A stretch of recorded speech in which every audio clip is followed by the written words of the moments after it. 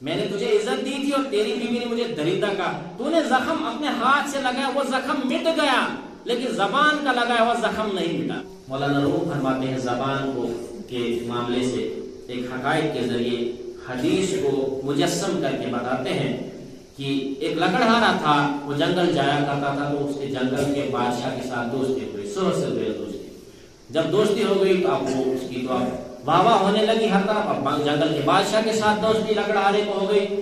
کبھی ہرن ساتھ چلتے، کبھی جنگل کے دوسرے جانور ساتھ چلتے، کبھی کوئی اس کو اپنے اوپر چڑھا لیتا کہ میرے اوپر چڑھ. بادشاہ کا حکم تھا کہ اس کے ساتھ اس کی تعظیم کرنی، اس کی توقیر کرنی، ہر کوئی اس کی عزت کرتا، بہت سخت، ہر کوئی کھڑا رہتا. بادشاہ کا حکم تھا.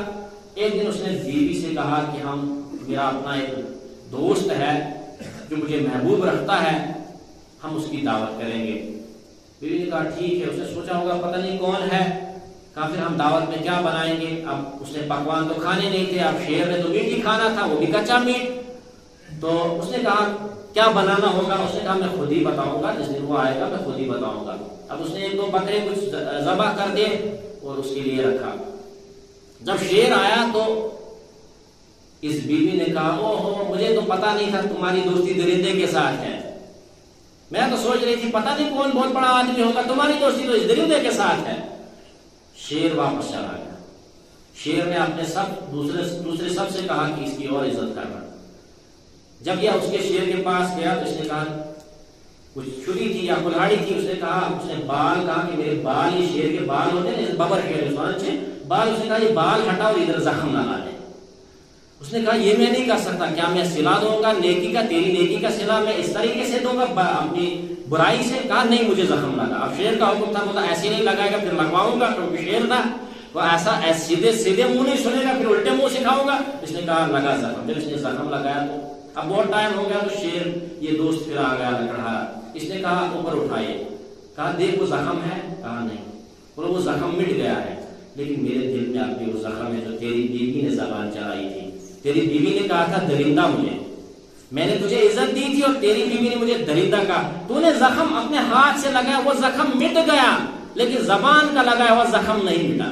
وہ میرے اندر آج بھی میرا دل وہ پھٹتا ہے، وہ سن کر وہ گونجتی ہے میرے اندر آواز، تیری بیوی کی آواز کہ یہ درندہ تجھے درندے کے ساتھ دوستی ہے.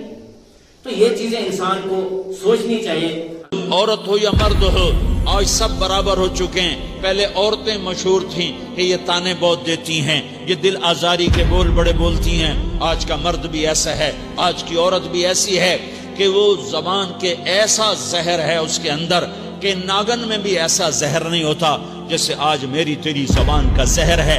کالے سانپ میں اتنا زہر نہیں ہوتا جتنا آج میری تیری زبانوں میں زہر ہے. ایک جملہ بول کے اگلے کو مہینوں تڑپانے کے لیے چھوڑ دیتے ہیں. ایک جملہ بول کر اگلے کی زندگی کو غارت کر کے رکھ دیتے ہیں. اپنے نفس کی تسکین کے لیے، اپنی انانیت کی تسکین کے لیے، اپنے اندر کی تسکین کے لیے ایسے زہریلے جملے بولتے ہیں.